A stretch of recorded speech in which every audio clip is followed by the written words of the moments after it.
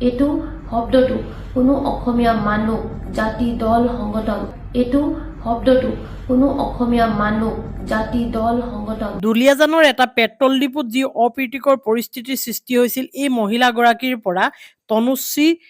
চাহি এইগৰাকীৰ পৰা আৰু এইগৰাকীয়ে কেছো দিছে অলৰেডি আমাৰ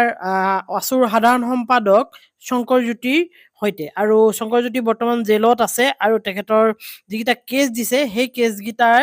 এটাৰ তেওঁ জামিন পোৱা নাই আৰু এতিয়া কথা হৈছে কি এই তনুশ্ৰীয়ে মাফ খুজিছে অসমীয়া ৰাইজৰ ওচৰত আৰু অসমীয়া ৰাইজৰ ওচৰত মাফ খুজি কি কথা কৈছে এই ক্লিপটো মই লগাই দিম কিন্তু আপোনালোকে শুনিব ভঙা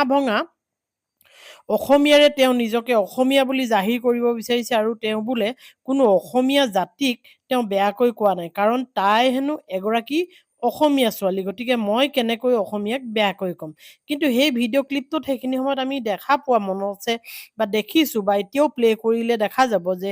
বহুত বেয়াকৈ অসমীয়া ৰাইজক বা অসমীয়া দল সংগঠনক বা অসমীয়া জাতিক বেয়াকৈ কৈছে যে ফ্ৰীতে খোৱা এইবোৰ এটা দালাল বুলি আৰু এতিয়া তেওঁ হয়তো গম পাইছে যে দুলিয়াজানত তেওঁবিলাকে অচল হৈ পৰিছে আৰু দুলিয়াজানক অচল কৰি পেলাব এই দল সংগঠনবোৰে আৰু তেওঁলোকৰ যিটো ডিপু সেই ডিপুটো অলৰেডি পাৰ্মিট কেঞ্চেল হৈছে আৰু এনেকুৱা এটা বিপদ হ'ব বুলি সেইখিনি সময়ত ভবা নাছিল আৰু গতিকেহে এনেকৈ বেয়াকৈ ক'বলৈ কুণ্ঠাবোধ কৰা নাছিল এই ছোৱালীগৰাকীয়ে কিন্তু বৰ্তমান সময়ত যেনেধৰণে অসমীয়া ৰাইজ জাঙুৰ খাই উঠিছে অসমীয়া দল সংগঠন জাঙুৰ খাই উঠিছে এতিয়া হয়তো বুজিছে যে ৰাজনৈতিক তৎপৰতাত এইবোৰ কাম হৈ নুঠে আৰু ৰাজনৈতিক দলে বা ৰাজনৈতিক সেই বিষয়াকেইজনে যাৰ তৎপৰতাত এই কামখিনি হৈছিল কেছ দিয়াকে আদি কৰি শংকৰজ্যোতিক হেণ্ডকাপ লগোৱাকে আদি কৰি ঘটনাবোৰ সেইবোৰে যে এওঁবিলাকক কোনো ছাপৰ্ট নকৰে এই কথাখিনি অলৰেডি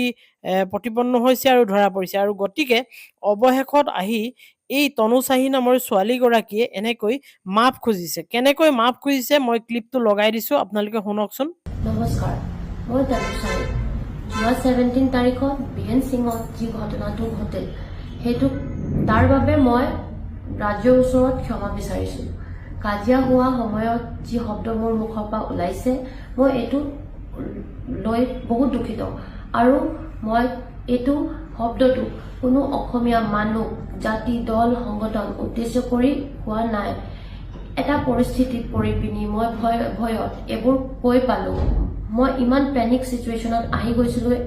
সেইদিনা মই এগৰাকী ছোৱালী হৈ পিনি মোৰ চকুৰ আগত মোৰ ভাইটিবিলাক চুচুৰাইছে মাৰিছে সেইকাৰণে মই পেনিক হৈ পিনি এইবোৰ শব্দ কৈ পালোঁ কিন্তু মই এইটো